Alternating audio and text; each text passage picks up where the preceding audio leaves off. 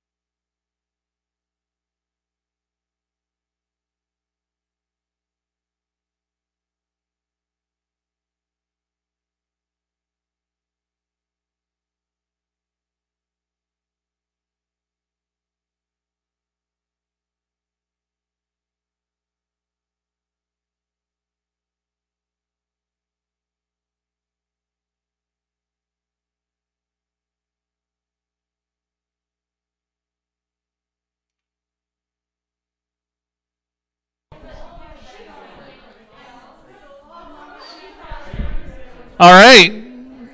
Sorry to interrupt, but I'm not sorry. We are doing a series called The Art of Welcoming, and it is the idea of how do we make room for people in our lives as we have, people have been dangerous for the last 18 months. And so, how do we kind of break that mindset, but how do we still honor being careful and respectful? And what does it mean to really be hospitable? Hospitality was one of the virtues that in the early church, it actually set it apart from the rest of its culture. The practice of reaching out and loving those who were different than you. And I think even in today's society, the art of welcoming has been lost, especially in the last 18 months. And so what I want to kind of start with here is just a quick look at the Apostle Peter. Peter was one of Jesus' 12 main disciples, and he turned out to kind of be the one that was that really the church was built around. And so there's lots of story about him. He's written a few books in the Bible. And so I want to actually take you on his journey of hospitality to kind of give you a little bit of background to him, because we're going to look at what he actually has to say about the topic. And so the first time that we really see Peter, or the first thing that I want to talk about in Peter and hospitality is there's a story in Acts chapter 10, and it's Peter is given this vision.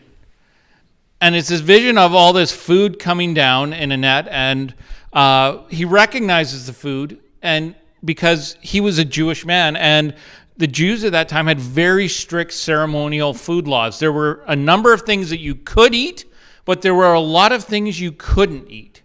And so it was really one of the defining external practices of their religion. And, you could get in real trouble or ostracized if you ate the stuff you weren't supposed to. And so this vision comes down, and this net is full of all kinds of food, even the food that he would never have eaten. And the vision says, and it's the voice of God saying, take and eat. And Peter's like, God, I would never take and eat. And God's like, no, you're going to take and eat. And the whole idea of this vision was to prepare Peter for what actually happened next. Because he was a follower of Jesus, and it had primarily started as, the followers of Jesus primarily started as people who were practicing the Jewish faith. And they kind of said, well, this is the next logical step. And they really believed that this was God's way of reaching out to them, and that they didn't see how they were supposed to share this. It wasn't something that was for all nations in their mind. And Jesus had other plans. And Jesus' plan was that it's to go to all nations and to all people. And that's why we are actually able to sit here today, because of the message spread all over the world for us. And so there was a Roman soldier, and he was trying to follow God the best he could. His name was Cornelius, and he was known in his community for being a righteous person. He took care of the poor. He took care of the needy. He wasn't oppressive, as Roman soldiers tended to be. They took a lot of privilege, and they could be oppressive to certain groups. And so he was looked upon as a God-fearing man, but there was this hesitation that could he really be a true follower of Jesus? And so he gets a vision, and God's saying, send for Peter, and Peter's given this vision, like, Peter, you're going to go and meet with this Roman soldier. And politically, the Romans and the Jewish people were arch enemies. The Romans had conquered the Jewish people, and the Jewish people were wanting a revolution to overthrow these oppressors. And so for Peter to go and meet with this Roman soldier was, basically traitorous to the cause of his people. And if people found out, which they did, they would have been extremely upset with him. But he goes and he explains the message of Jesus and everything that it takes to be a follower of Jesus. And Cornelius and his household accept that message, and they receive the Holy Spirit. And so it's this whole story of he goes and he follows and he includes those who are even supposed to be his enemies because God told him to. And so he goes and, he begins to see the message of God's kingdom and the belief in Jesus spread out between all of the nations. And he starts to do something that, again, wasn't considered good form or good manners or would get you in trouble with your fellow Jewish believers. He not only, he took the food thing a little bit farther, and he actually sat down and ate with people that didn't follow the same food laws that he did, the people who weren't Jewish. And he was sitting down and he was spending time and he was sharing food. And who knows if he was eating his ceremonial food or if he was eating what they were eating. I kind of think he was eating what they were eating. And so some Jewish believers who believed in Jesus but also wanted to hold to those stricter food laws were seeing him do this, and they started to complain. And they said, Peter, how can you be a good follower of Jesus and a good Jewish person if you eat with the godless, uncircumcised pagans? How can you do that? How can you be a leader of the church? How can you call yourself religious and pure? And so Peter hears this criticism, and he looks them right in the eye, and he goes, okay, I won't eat with them anymore.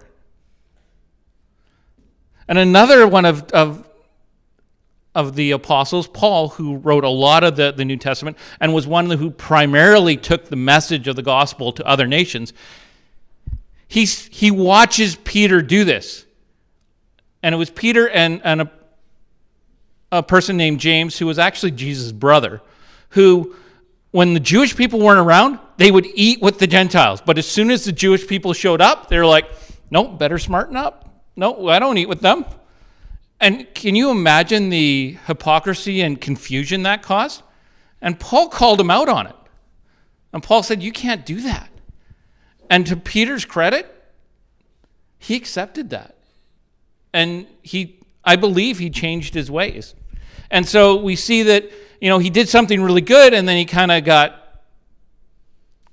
convinced that maybe I shouldn't be doing it this way, and he kind of failed.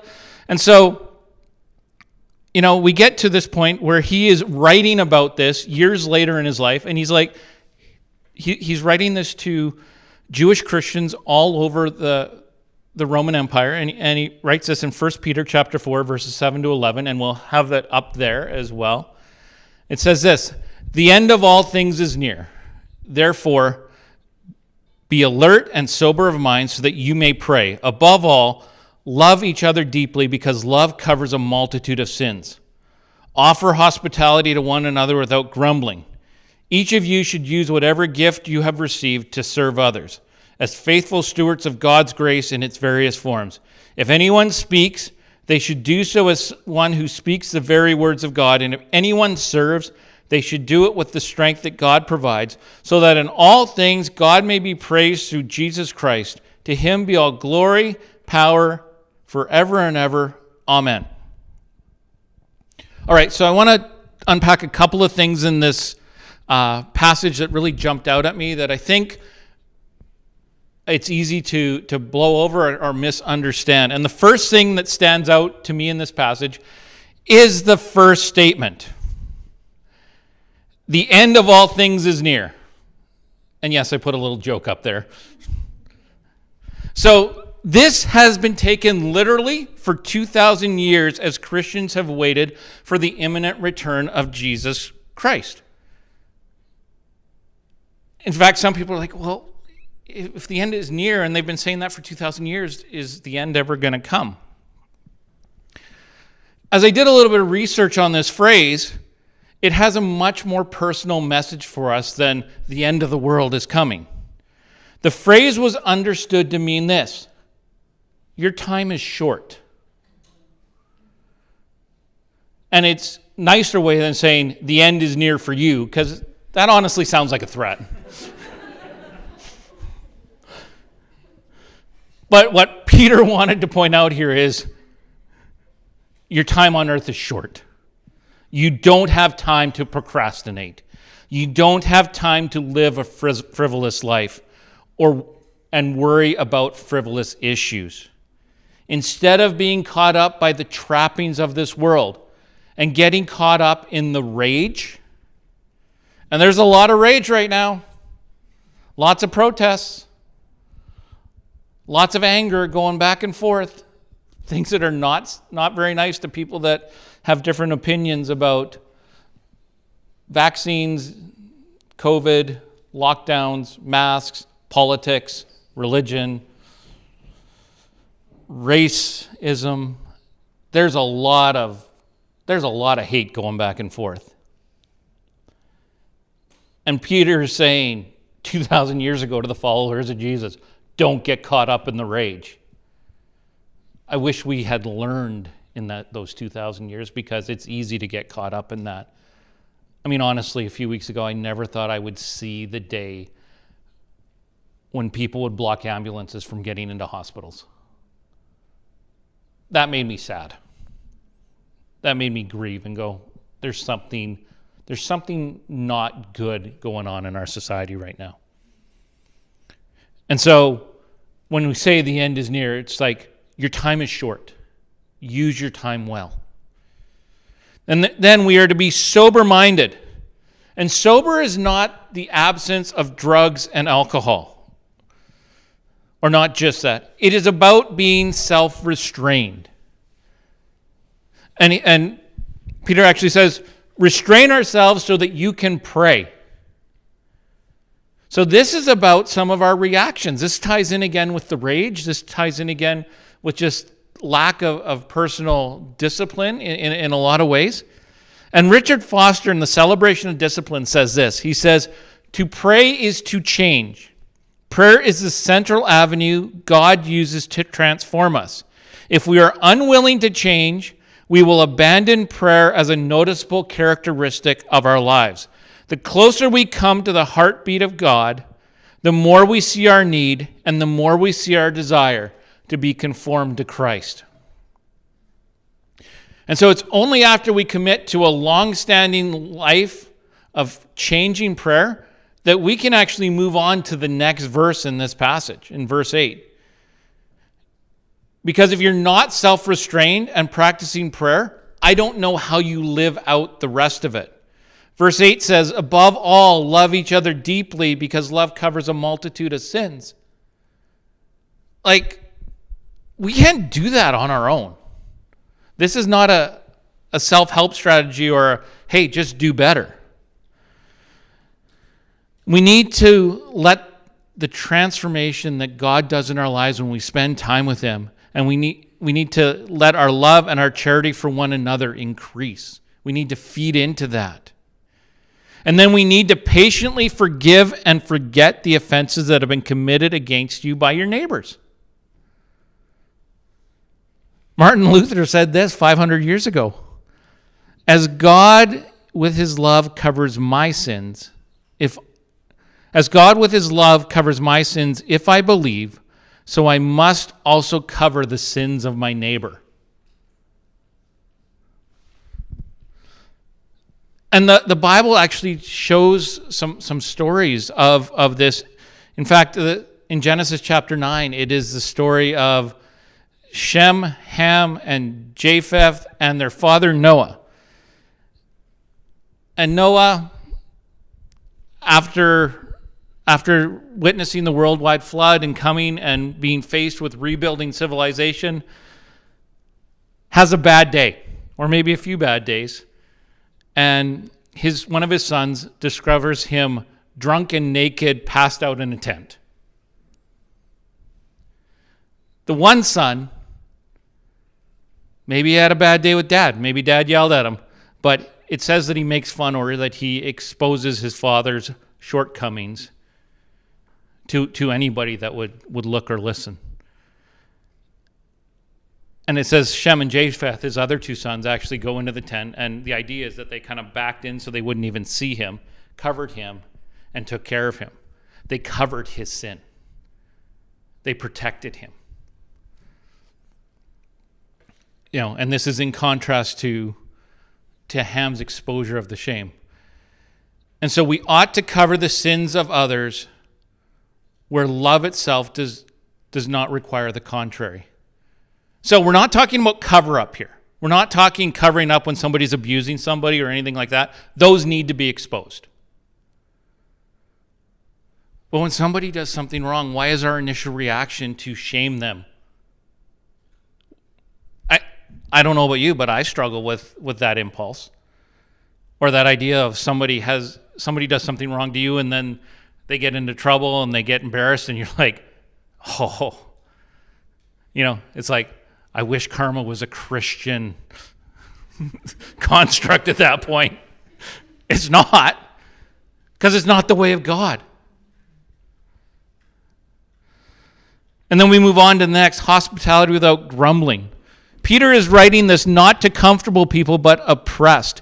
He's writing this to many Jewish refugees who had been dispersed all over the Roman Empire because of the fighting around Jerusalem. There's some questions on when this letter was actually written, but history tells us that in 70 A.D., Jerusalem was reduced to a pile of rocks because they revolted against the Roman Empire. And it had been a long-standing, very, very trying, violent time leading up to that. And so if the letter was written after that, these people had been dispersed all over because you either fled or you died. And they were all over the Roman Empire. And so these Jewish people who had been scattered, they didn't look like the people around them. They spoke with funny accents. They observed strange customs compared to the people that they moved in with. And those who had become Christians were even more ostracized as they embraced Jesus. And what Peter said to them is, what is going to set you apart as followers of Jesus is how you welcome the people who mistreat you in your communities. If you do this, the message of God will spread throughout the kingdom. And that's what it did. They became family to each other, sharing whatever they had for the benefit of the community. And it wasn't like, oh, I have a little bit extra I can share. It was sacrificial and it was hard. But they did it. And the ancient Near East wasn't always a welcoming community or a welcoming culture. The ancient Near East is really referring to a lot of Bible times, especially Old Testament times. But Abraham and Moses, if you read their stories in the Old Testament, and we're going to look at some Old Testament characters in a few weeks, they experienced discrimination when they fled from their home. And that was common practice. In fact, God said that his people, the Jewish people in the Old Testament, they were going to be different by the way they treated the stranger. They were supposed to be. They weren't. And they ended up not being any different. But God told them to be different, to welcome those who were different. And so Peter is urging the Christians to follow Jesus and to be different to the stranger and the foreigner. As we move on through the passage, each of us has been given a gift of God. The purpose of this gift is to encourage and edify or build each other up. And earlier this year, we talked about the spiritual gifts in Ephesians, and the purpose of these gifts is to build up the body of believers. And so when we have gifts, it's not so that people are like, wow, you're so gifted. If people are looking at your giftedness and they're like commenting on it, you're probably not using it for their benefit. The idea of using the gifts that God gives us and the abilities that God gives us is to raise up the people around us. John the Baptist, when he met Jesus and he said to his disciples, as Jesus came on the scene, he said to his followers, he goes, I need to decrease so he can increase. And again, that's the message of the faith. We use our gifts so that we become more invisible because we build up the people around us. But we do it for each other. And that's how we actually function in our best.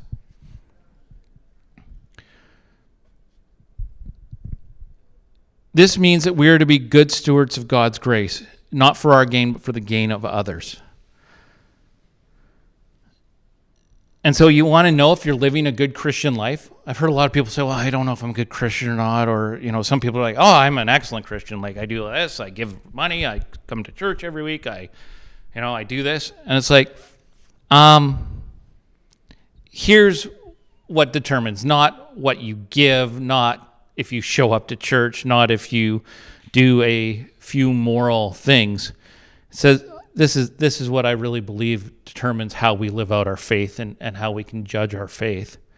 Are the people around you better off because you were in their lives? Are they more content, confident, and full of grace because of your influence in their lives? That's the challenge. This passage wraps up with Peter proclaiming that anybody who should speak as they're speaking the very words of God. There's one translation that actually uses the word oracle, which if you watch any science fiction or, those kind of things, like it's a pretty strong word that it's like this mystic supernatural power that you're using. And so if we actually say that we are speaking for God, we are to speak as under the influence of his supernatural power. And so we shouldn't be putting words in God's mouth. We need to be very careful what we say. And the same thing about when we serve. And so this is kind of the nutshell of what I wanted to talk about hospitality. But I want you guys to get into some of the discussion questions, because where we're going to go with this is we're going to wrap it up after the discussion with what are some of the things that paralyze us from actually living this out? Because there are some unique cultural factors that they didn't have 2,000 years ago that I think impact us today and how we live this out. And so there are 3 discussion questions up there. I read a long quote from Richard Foster, but I wanted to just focus on the first line there. Do you agree with Richard Foster that to pray is to change? The second one is how the challenges in the last few weeks, if you've been here the last few weeks about the messages about the art of welcoming, how have these challenges impacted your ability to practice the art of welcoming? So have you been doing anything different in the last few weeks? Have you experienced anything different in the last few weeks? And number 3, what are some of the barriers you've experienced in practicing the art of welcoming? What are some of the things that you're experiencing in trying to include people and bring people into your life? So we are going to go till 7:10. So you get about 15 minutes in your groups to just discuss these 3 questions.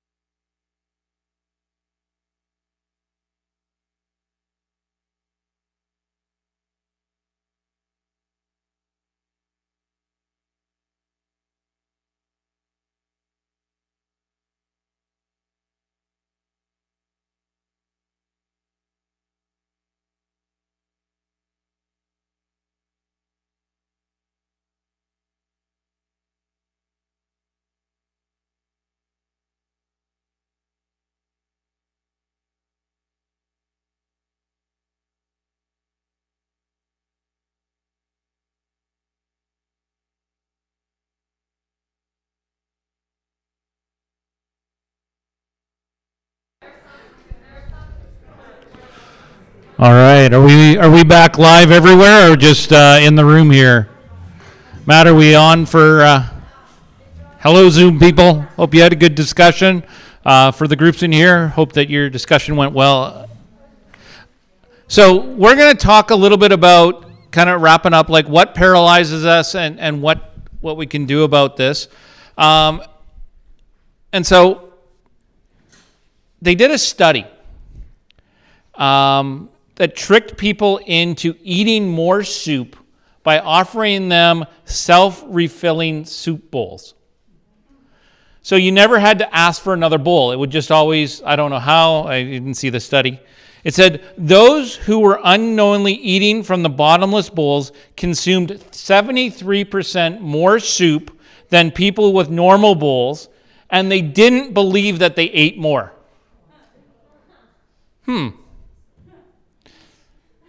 So, what might get in the way? Well, I want to talk about a different world religion. It has 2.5 billion followers. It's called Facebook.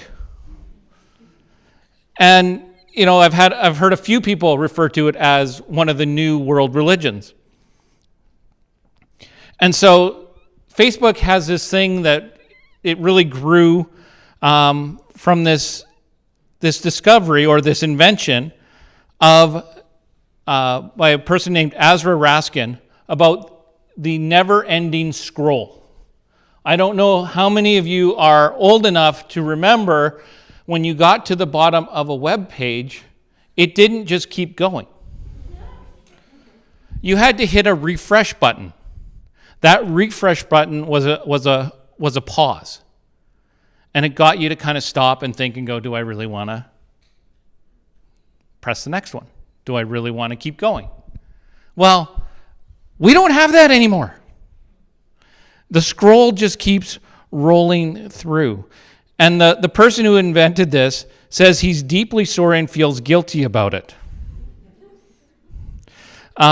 He says this about how he says this, if you don't give your brain time to catch up with your impulses, you just keep scrolling. And he goes on to say, it's as if social media companies are taking behavioral cocaine and sprinkling it all over your interface, and that's the thing that keeps you from coming back and back and back. Yeah. Now that may seem a little bit over the top, and with good reason.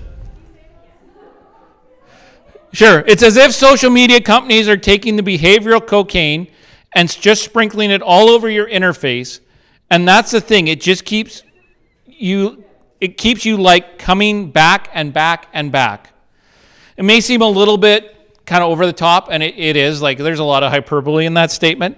But Professor Daniel Kruger of the University of Michigan agrees that the methods used by social media companies activate the same brain mechanisms as cocaine.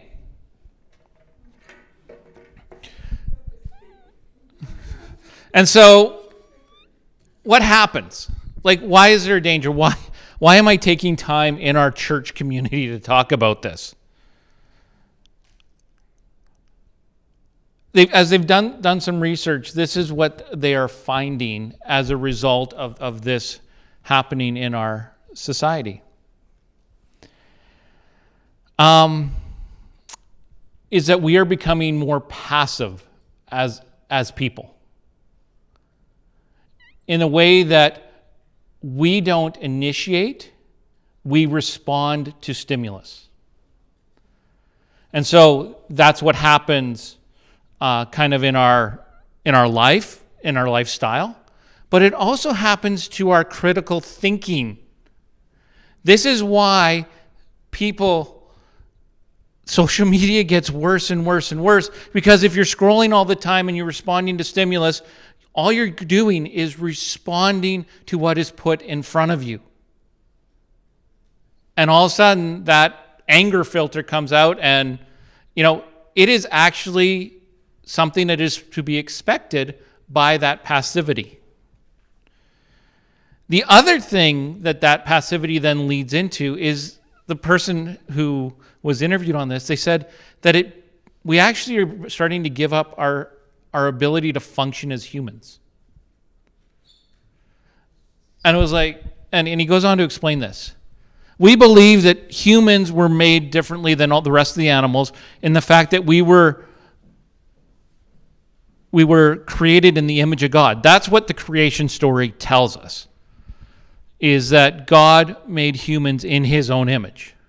How he got to that process is up to how you actually interpret Genesis, but the message there is we were created to be image bearers of God. And that gave us a couple things. It gives us language, and it gives us the ability to reason and reconstruct our environment. Whereas animals are usually just a response to stimulus, and they're not able to reconstruct or reason out their environment. It's either danger or safe. They're either hungry or they're not. They're either cold or they're and they respond to those things instantly. Whereas humans have this ability to not just respond instantly to our circumstances. But what they're finding is we're giving that up. Or if you don't like the animal metaphor, the other thing that they're saying is we're becoming more like babies, like infants. Infants, baby humans, respond to the stimulus. That's it. It's not till they get older that they have this ability to reason. And the constant stimulus of what is being fed into us is actually causing difficulty there and causing us to become passive and to give up our humanity or our maturity. And there's something else that happens is because we're constantly being fed by that stimulus, we are not bored. We are dissatisfied, but we are not bored. And you know what? Boredom is super cool. Because this is what boredom actually does for us. Boredom is the catalyst to self-awareness. And one of the things that I think we always need to keep in mind is that if we are going to grow in our relationship with Jesus, we need to be more self-aware. Self-awareness is the key to spiritual transformation and becoming more like Jesus. And so boredom is the key to self-awareness. So if you are bored, and I wished I had this language when my kids were little, I'm bored. It's like, here's your chance to become more like Jesus. That would be like the awesome pastor response. Be warned.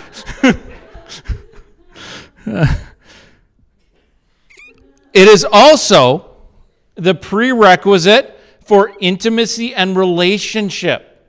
This is why you can have 1,000 friends or 10,000 followers and not feel like you're really connected. Because intimacy is that deeper connection with people and that ability to have relationship.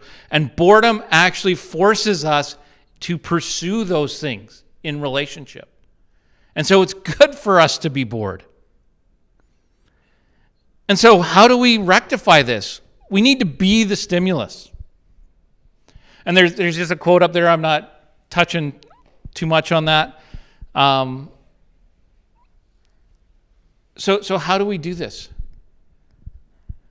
Because when we're talking about hospitality, we're talking about it being a give and take and not just a production for people. The person who was talking about this passivity and that read, he says this, like he and his wife have students over all the time. And here's what they do. They have them come early.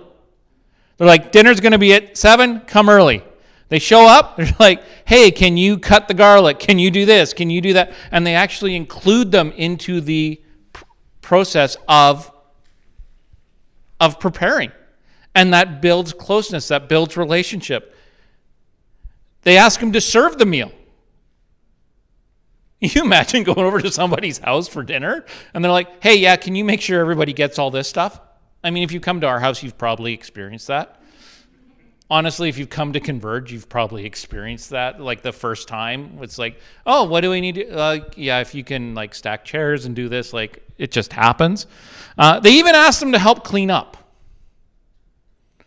And it says that that's part of the process. And he says this. He says, like, it teaches them skills and it builds relationship because we retain about 10% of what we hear. We retain about 20 to 30% of what we see, but we retain about 80 to 90% of what we do. And so we actually learn skills when we're like chopping garlic and that kind of stuff, and learn how to not cut off our fingertips and that kind of stuff. And so here's the challenge, because like as I was reading this, I was like convicted because I like screens. Screens are my stress response. I grew like, you're going, like, you're an older adult, you shouldn't like video games. I grew up on video games. Like I love them.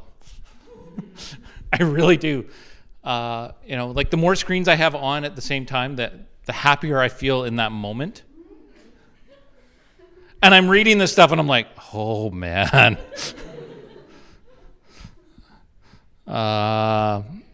So here's what I've been trying to do, and here's what I want to challenge you to do. Because if we're going to reach this community, we're going to need your help. And so how do you build a lifestyle of hospitality into your life? Like, because we feel so overwhelmed. So many times we feel like, I just don't have time to do this. I don't have the energy. Well, you know what? When we are stuck in an influence of passivity, I think I got it right. No, you know what I mean. We have a passive lifestyle. There we go. And we feel like we don't have time to add more stuff in. And some of us are legitimate busy. But if you're feeling like, I don't have time, but I don't feel like I'm doing anything, here's what I'm going to ask you to do. For the next month, limit your screen time. So delete what you need to delete. Distract from it. Set limits, like set an alarm for 15 minutes. If you're going to do the infinite scroll, like set an alarm, put the timer on. Because at least it will break it up, and you can, reset the timer for 15 minutes if you want, but at least it will break it up. Create natural breaks with your consumption, or just quit cold turkey. Here's the other thing that I think is super important. Set up a time of zero stimuli consumption. 10 to 15 minutes. Put everything that's distractive away. Set an alarm so even the clock won't distract you. First few times I ever tried to do this and just sit quietly and just kind of be in a room or whatever. You hear, if there's a clock in the room, you hear it like tick, tick, tick. But then I'm like, I wonder how long it's been. Like, I don't want to stay here more than 15 minutes because I got stuff to do today. And so I'm like, it's got to be 15 minutes. And I I grab my phone and it's like 2 minutes. That's almost long enough. And then it's like, and sometimes I actually open my email and go, no. So what I found works for me is 15 minutes. Like, put it on the timer and leave it alone. It will tell me when I need to, when I can resume. Be alone with your thoughts. Be okay with that. Pray. Ask God to help you feel present with Him. And as you do this, things will come to mind. And so start reaching out to the people you think about. One caveat, if you're like, maybe I should go reconnect with my ex. That's not a good starting point. Just saying. Yeah. But the other thing is let the boredom move you to actions. Become an initiator.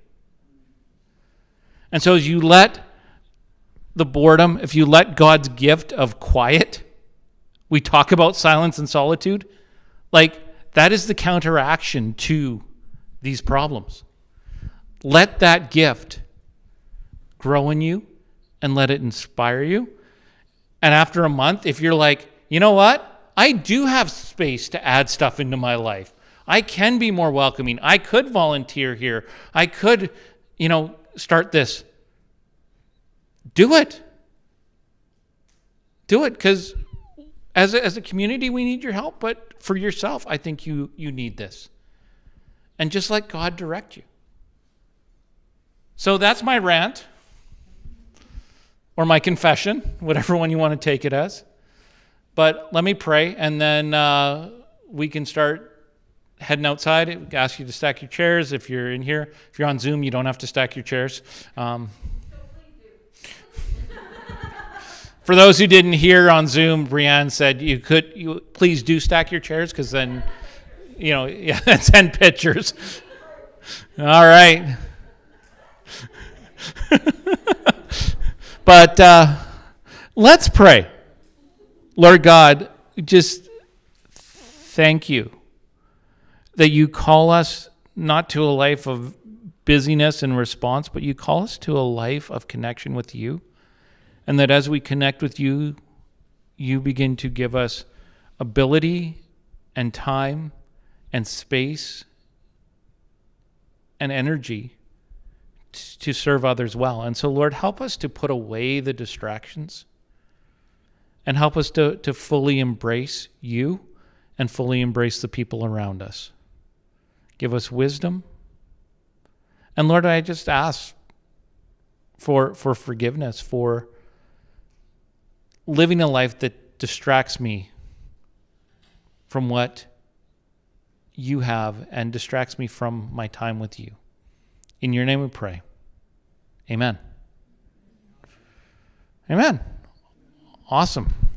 So yeah, we're going to head outside for those who want to stick around. Barbecue's completely free. There are beef hamburgers, beef hot dogs, and veggie burgers. So you probably don't want to, if you want veggie, you probably don't want to get distracted with beef, but if you want beef, you probably don't want a veggie burger. And everything out there is free. If you have chairs, that's great. We can take a few chairs from downstairs outside if you need one, and I think we brought some extra lawn chairs as well. And we're just going to hang out there in the parking lot until people want to go and go from there. Hi.